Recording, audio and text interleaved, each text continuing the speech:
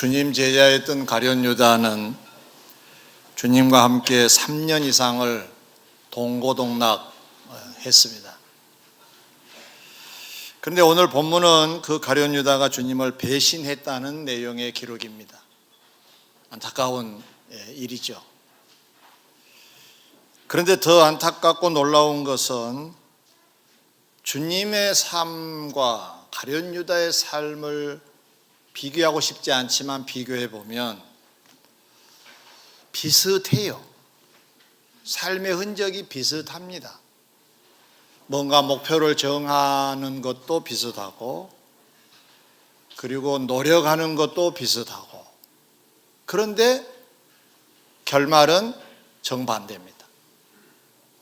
한쪽은 복이고 영광이지만 한쪽은 멸망이고 비극입니다.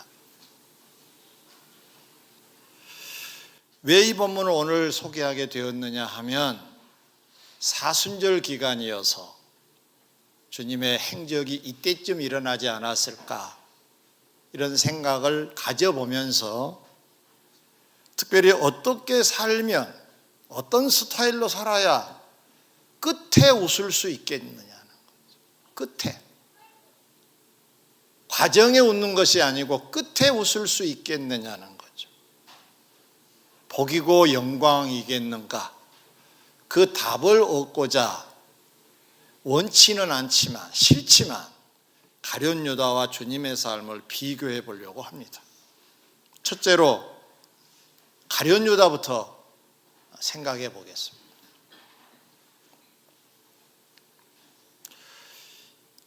첫 번째로 이 가룟 유다는 지금 전개되는 모든 시국과 상황을 잘 읽어낸 사람입니다. 참고로 말씀을 드리면 이 가룟 유다는 예수님의 12제자 중에 공부를 제일 많이 한 제자예요. 장래가 촉망된 그런 인물이었습니다. 그래서 주님의 재정도, 주님을 따라다니면서 재정도 관리한 사람입니다. 똑똑하고 영리하고 처신자라고. 이 사람이 어떻게 이 상황을 이해했는가? 마태복음 26장 3절로 4절에 보면 당시에 유대사회에서 최고의 권력기관이라고 할 수 있는 산헤드린 공회원들 일부가 한 집에 모여서 음모를 꾸미기 시작했습니다. 그 음모의 내용은 예수님을 어떻게 하면 잡아 죽일까 였습니다.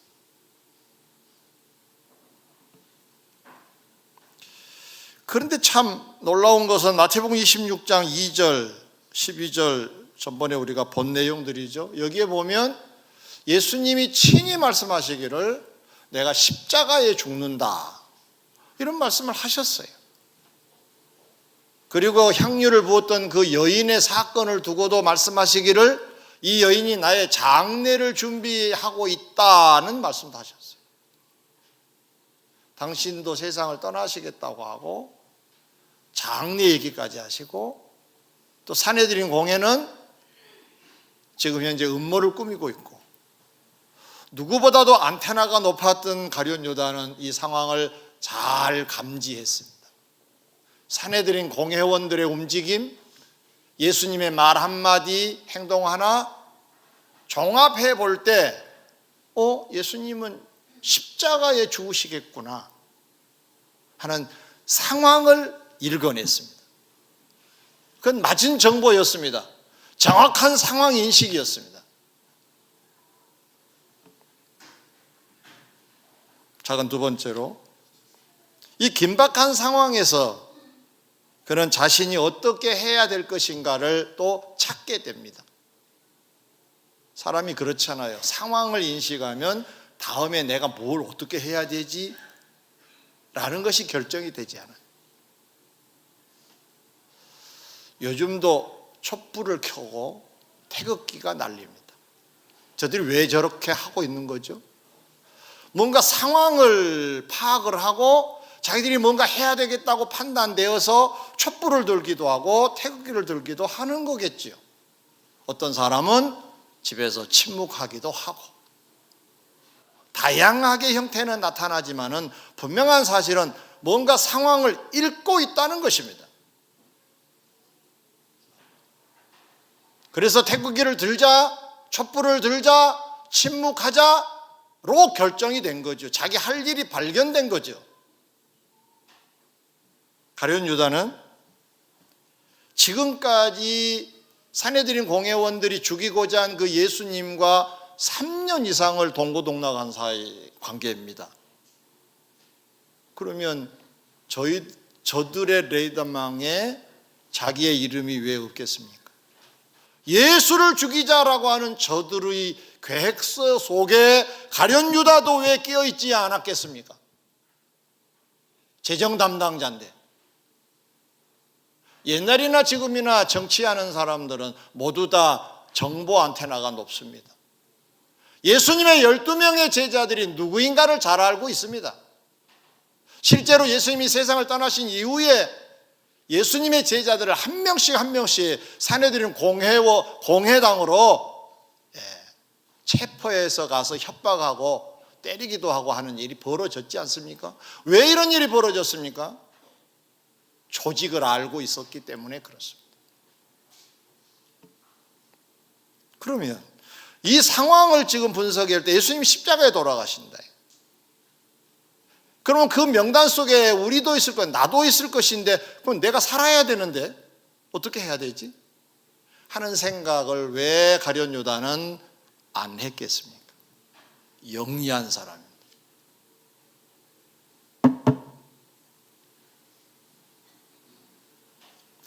가만히 있으면 자신도 죽는다는 건 기정사실이고, 그렇다면 어떻게 해야 나는 살아남을 수 있을까? 영리한 가룟 유다는 답을 찾아냅니다.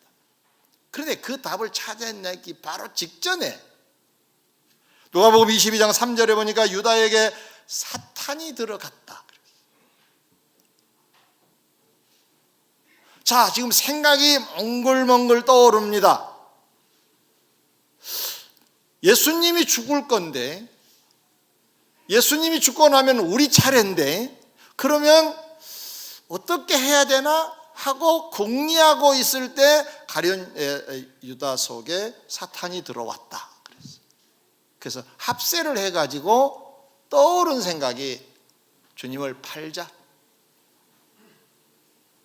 가장 묘수다. 이거 내가 살아남는 길이다. 왜냐하면 예수님 한편이면 죽는 건 기정사실인데 한편이 아니라고 한가할 수도 없는 거고 어디 도망갈 수도 없는 거고, 그럼 딱 죽을 차례인데 곧 있으면 내가 죽을 건데 예수님하고 나하고 관계가 없다는 표시를 해야 되겠는데 그렇다면 팔아버린 거다. 그렇게 생각을 하게 된 것입니다. 그런데 더 기가 막히고 놀라운 사실은 은 30을 계산하는 겁니다. 은 30을 달라고 얘기를 하고 주겠다고 얘기합니다. 은 30의 가치는 큰 돈은 아닙니다. 그러나 결코 시시한 돈도 아닙니다. 적당한 돈입니다. 그게 무슨 적당한 돈이냐? 출애굽기에 보면 종을 매매할 경우에 드는 비용 정도라고 알려져 있습니다. 은 30세겔이라고 거기는 나와 있습니다. 그러면 이 돈은 적당한 돈입니다.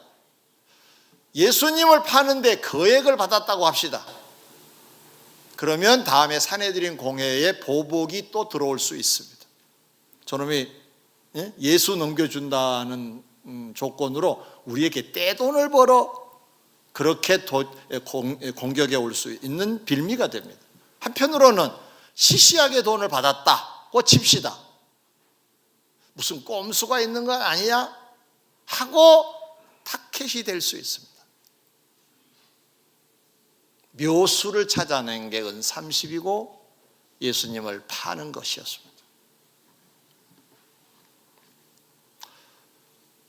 가룟 유다다운 발상이었다고 볼 수가 있습니다. 자, 작은 세 번째로 넘어갑니다. 가룟 유다는 그 상황을 파악하고 자신이 해야 할 일, 예수님을 그렇게 배신하고 팔아 넘겨야 되겠다고 하는 것을 결정한 후에 어떻게 했느냐? 본격적으로 그 기회를 잡습니다. 오늘 본문에 기회를 찾았다라는 헬라 말을 찾아보니까 제테오라고 하는 말인데, 이 제테오라고 하는 말의 의미는 찾아다닌다, 애를 쓴다, 궁리한다, 목표를 삼는다, 노력한다, 이런 뜻이에요. 같은 말이에요. 그러니까 예수를 붙잡으려고 애를 쓰기 시작했다, 애를 썼다, 그런 말.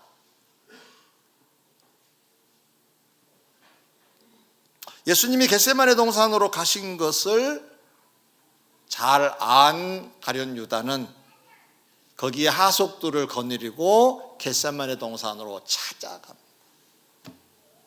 참 얼굴도 두껍지요.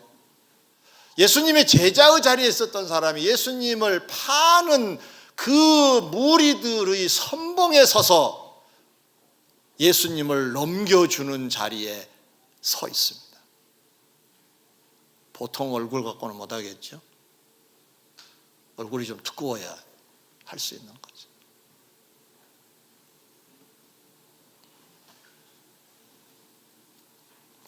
한마디로 정리하면 매우 적극적으로 그 기회를 잡으려고 찾아갔다는 것을 우리는 알 수가 있습니다. 그 결과 어찌 됐습니까? 주님은 잡혀가십니다. 이제 신문을 받으실 것이고 그리고 사형에 처하게 되겠죠. 가룟 유다 때문에. 가룟 유다는 어떤 결과를 가져왔느냐가 우리의 관심사입니다. 주님이 십자가에 처형되시기 전에 마태복음 27장 5절에 보니까 유다는 은을 성소에 던져놓고 물러가서 스스로 목매여 죽은지라 그랬어요. 가책을 받았던 거죠. 그래도 일말에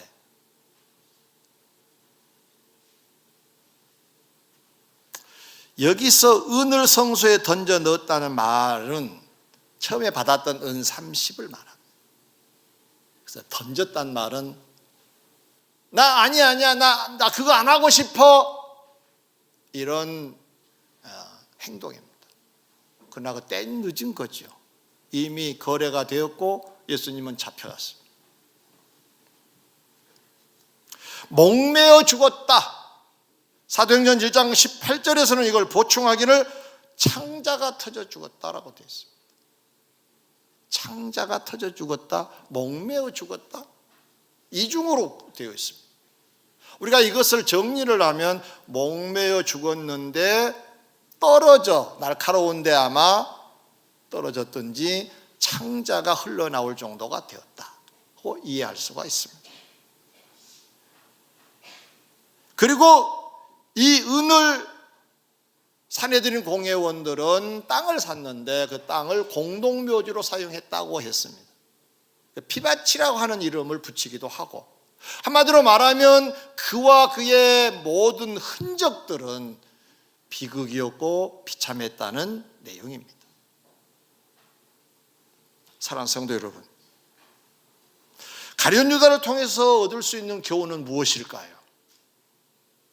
가룟 유다는 나름대로 목표가 있는 사람이었습니다. 상황을 파악하여서 목표가 정해진 것입니다. 그런데 왜 이렇게 비극이고 비참한 결과를 가져올 수밖에 없었느냐? 그는 그를 이끄는 목표를 세우고 삶을 추진할 때 그 이끄는 세력이 사탄이었고 그리고 육신의 욕망이었습니다. 육신이 요구한 대로 그리고 사탄이 꼬이는 대로 살았기 때문에 비극의 종말이 된 것입니다. 성도 여러분, 여러분은 어디쯤 서 계십니까? 어디를 향하여 나아가고 계십니까? 그 기회가 무엇입니까, 여러분? 무엇을 그렇게 애를 쓰십니까? 쭉 가도 괜찮겠습니까? 아니면 턴해야 되겠습니까? 가룟 유다가 왜 이렇게 망한 인생이 되었는가를 유의하셔야 합니다. 두 번째로 넘어갑니다. 예수 그리스도의 삶입니다. 예수 그리스도는 첫 번째로 지금 전개되는 상황 위에서 역사하신 하나님의 뜻까지를 읽으셨습니다. 이게 좀 다릅니다. 가룟 유다는 상황만 읽었습니다. 예수님은 상황 위에 계시는 하나님의 뜻을 읽어낸 분입니다. 요한복음 1장 29절로 36절에 보면 세례 요한이 예수님을 가리켜서 이렇게 예언을 선언합니다. 보라, 세상 죄를 지고 하는 하나님의 어린 양이로다.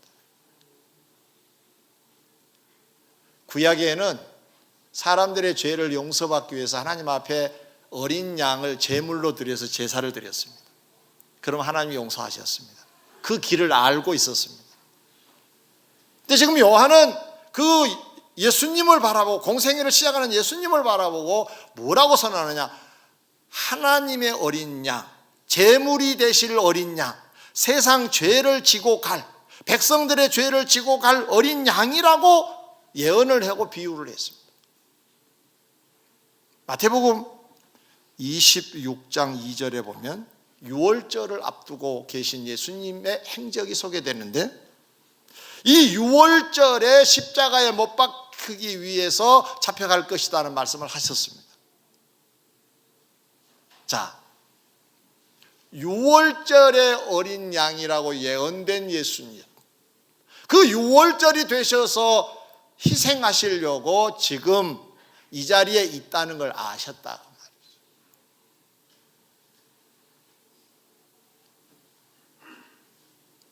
지금 하나님이 이 유월절을 통해서 백성들을 건지시려고 하신 거구나, 그 중에 내가 필요한 거구나 하는 것까지를 읽어냈습니다.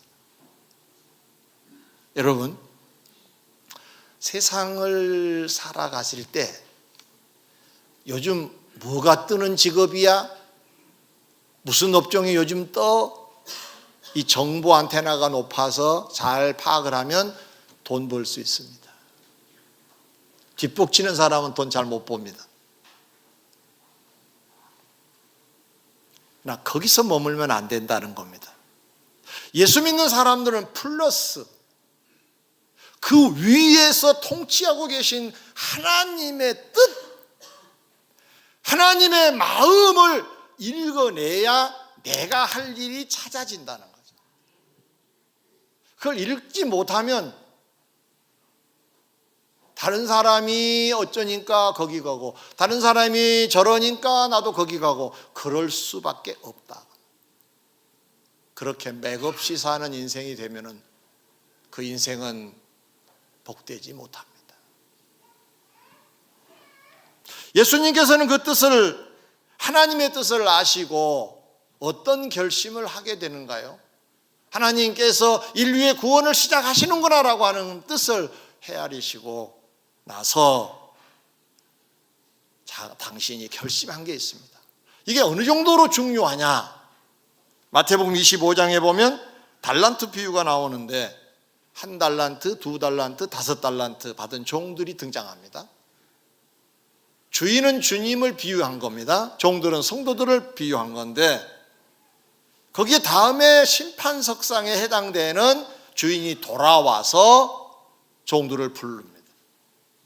근데 종들이 와서 보고를 해요. 각자 이렇게 살았습니다, 이렇게 했습니다. 그런데 한쪽은 책망을 받아요. 쫓겨납니다. 한쪽은 칭찬을 받고 주인의 대접을 받습니다. 그럼 그 갈림길이 뭐냐? 1달란트 받은 종도 주인을 해롭게 하지 않았어요. 또 주인하고 잘 알아요. 주인의 종이에요. 그 울타리에 있어요. 근데 무엇 때문에 갈려졌느냐? 왜 쫓겨났느냐? 왜 빼앗겼느냐? 그것은 주인의 의도를 몰라서 모른 대로 처신하여서 그런 결과를 가져왔던 겁니다. 그럼 2달란트, 5달란트 받은 사람은 어떤 사람이냐? 주인의 의도를 알았어요. 이걸 우리에게 맡긴 이유는 장사하라고 하는 거구나. 장사를 하자. 그래서 부지런히 해서 배로 남겨서 주인에게 갖다 줍니다. 주인은 그들을 칭찬하고 대접합니다. 차이점은 다른 거 없어요. 2개 남긴 사람이 떼돈을 번 것도 아닙니다. 5개 맡긴 사람에게 요구한 것은 많이도 아니었습니다. 가져온 대로 받아들였습니다. 중요한 것은 의도를 따라서 살았느냐가 중요하다. 잠언에 이런 말씀이 있습니다. 소가 있는 그 울은 더러워요. 지저분하잖아요. 똥오줌 싸니까. 근데 소는 일을 한다 그랬어요. 이게 참 재미난 말입니다. 미안한 얘기인데 주의 일꾼들의 흔적이 그렇게 늘 탐스러운 열매만 있는 건 아닙니다. 어쩌면 물을 흐리고 있는가도 몰라요. 그런데도 일하고 있는 것을 주님은 높이 평가하신다는 거예요. 소는 일을 한다. 조금 지저분하더라도 일꾼으로는 인정받으시기를 주의 이름으로 고면합니다. 그 정도는 돼야 됩니다. 깨끗한데 일도 안 한다. 깨끗한 거 별로 원치 않습니다. 소는 일을 한다.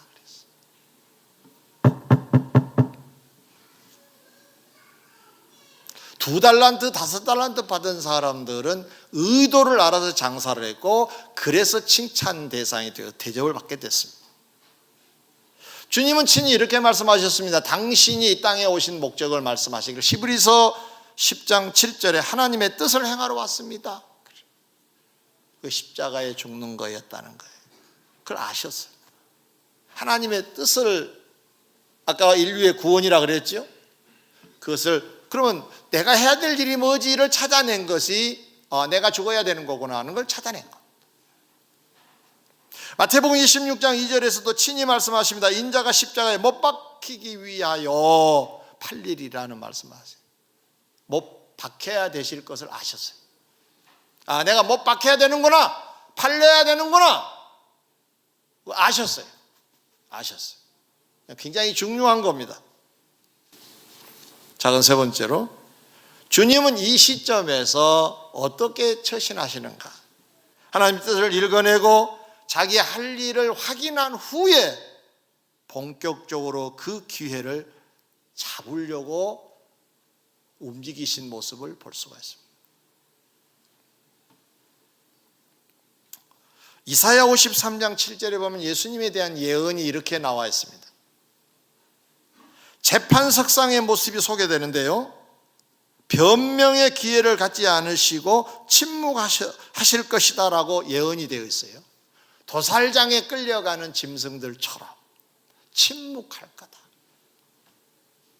실제로 예수님은 빌라도 법정에서 당신의 무죄를 말씀드리지 않았습니다.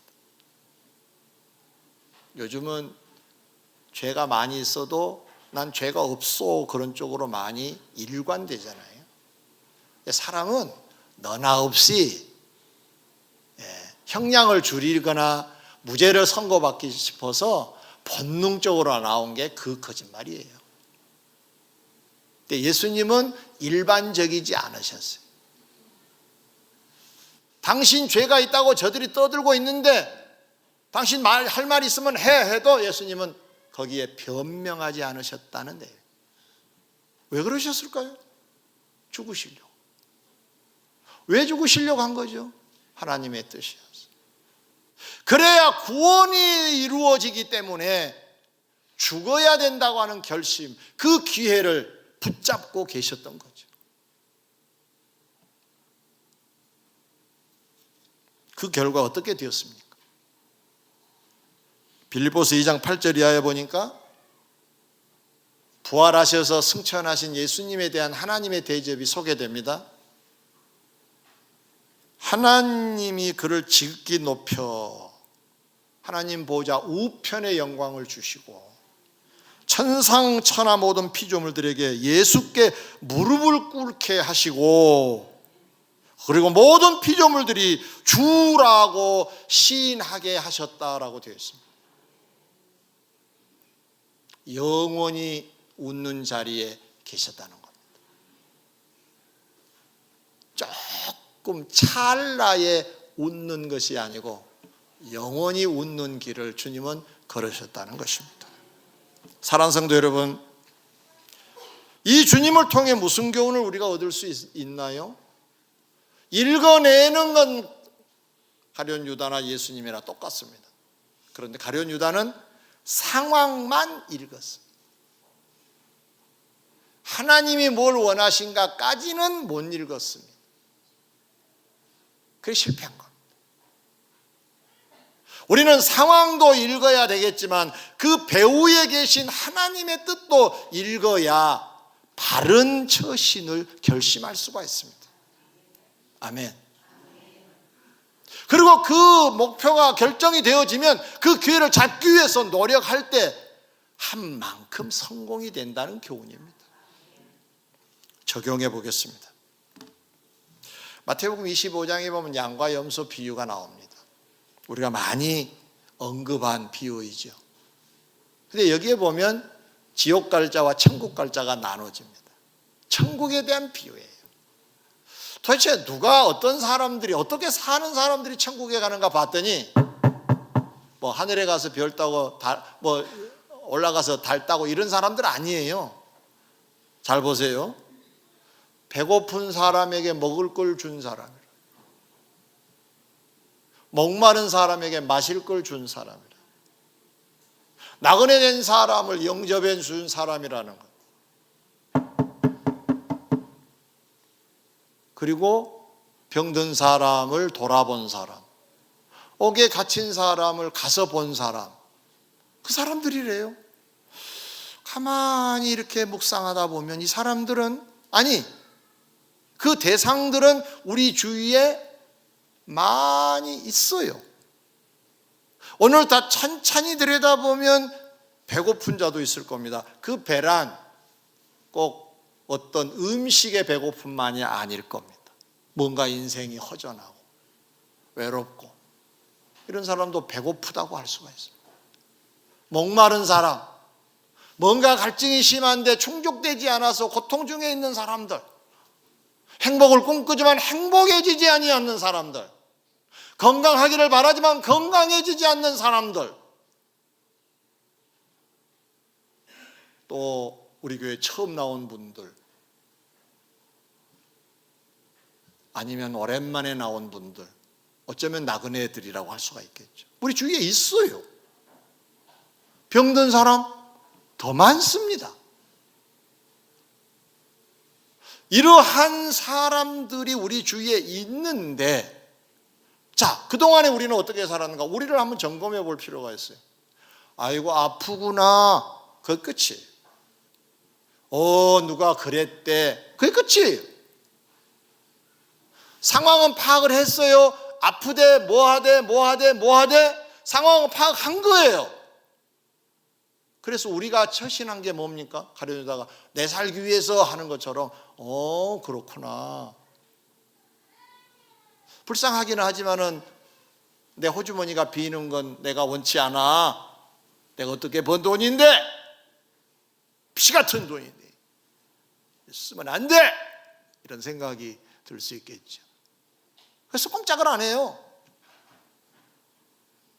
그래서 가룟 유다하고 별로 다르지 않아요. 미안하지만. 예수님은 어떻게 하셨느냐? 예수님이라고 생각해 보십시다. 누가 아픈 사람이 있어요. 하나님의 뜻은 뭘까요? 돌아보라 그러시잖아요.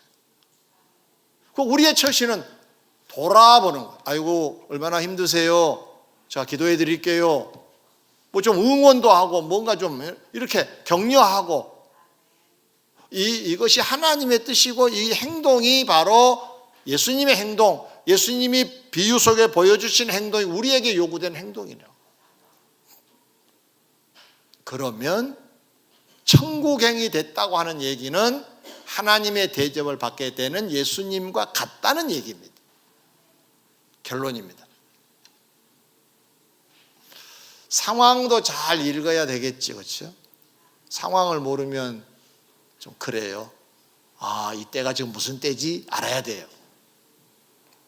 그러나 우리는 더 중요한 걸 알아야 될 사람들. 그게 뭐냐?